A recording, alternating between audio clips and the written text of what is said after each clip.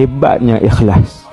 Benda yang paling seni, benda yang paling susah untuk diungkapkan, benda yang tiada makhluk tahu adalah ikhlas.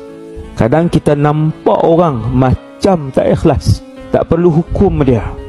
Bukan tugas kamu untuk hukum orang ni ikhlas, orang ni tak ikhlas. Itu urusan Allah, dan Allah bagi tahu ikhlas itu satu rahsia daripada rahsiaku yang aku letakkan akan dia tu ikhlas.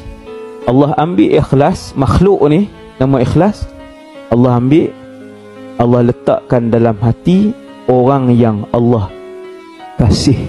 Antara tanda orang itu Allah kasih apabila dia ikhlas kerana Allah Subhanahu wa ta'ala.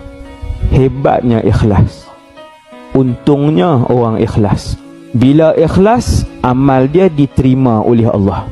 Sebab dia buat amal ibadat, kebaikan tu kerana Allah, maka Allah terima. Dan apabila dia ikhlas, bermaksud dia dikasihi dan disayangi oleh Allah.